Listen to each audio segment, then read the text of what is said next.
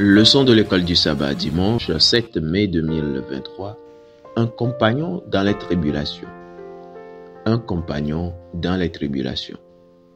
Après son ascension au ciel, acte 1, le verset 9, Jésus a rendu visite au dernier des apôtres vivants, Jean, sur l'île de Patmos, où Jean avait été exilé par l'impitoyable empereur romain Domitien.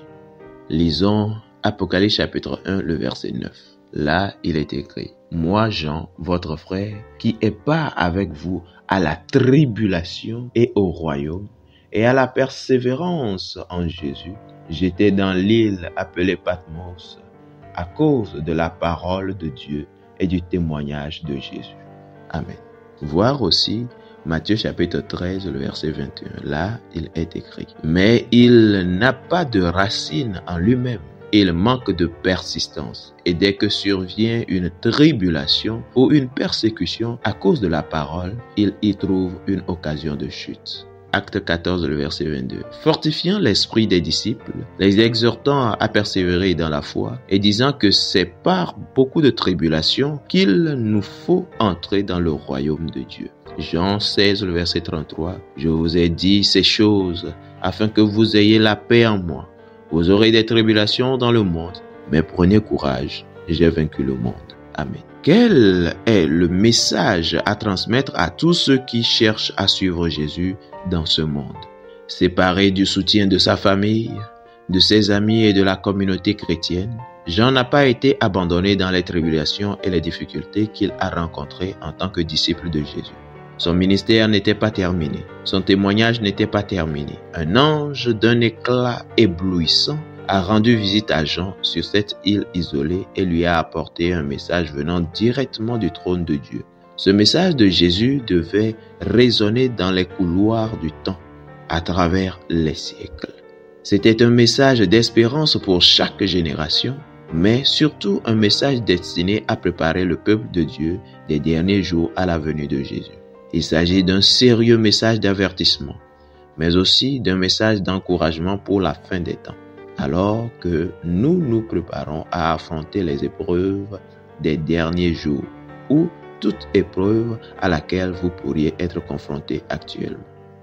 Si vous deviez pénétrer dans la grotte où l'ange céleste aurait rendu visite à Jean avec la vision prophétique d'Apocalypse, vous remarqueriez immédiatement ces mots placés sur une plaque à l'entrée qui résume le livre entier d'Apocalypse. Je cite: « Craignez Dieu et donnez-lui gloire, car l'heure de son jugement est venue, et adorez celui qui a fait le ciel et la terre et la mer et les sources d'eau. » Fin de citation. Apocalypse 14, le verset 7. L'adoration est la question centrale du livre d'Apocalypse. Nous avons été créés en tant qu'êtres adorateurs. Chacun d'entre nous adore quelque chose ou quelqu'un. La véritable adoration, l'adoration du Créateur, nous permet de découvrir le véritable but de la vie. Elle nous donne une raison de vivre. Elle nous donne non seulement une raison de mourir, mais plus important encore, une raison de vivre et si nécessaire, d'endurer des tribulations. En effet, lorsque les crises finales surviendront, nous comprendrons mieux les paroles selon lesquelles, je cite, « C'est par beaucoup de tribulations qu'il nous faut entrer dans le royaume de Dieu. » Fin de citation. Acte 14, le verset 22. Si les fidèles serviteurs de Dieu, comme Jean, doivent faire face à la souffrance et à la tribulation, qu'est-ce qui nous fait penser que nous ne passerons pas par des tribulations?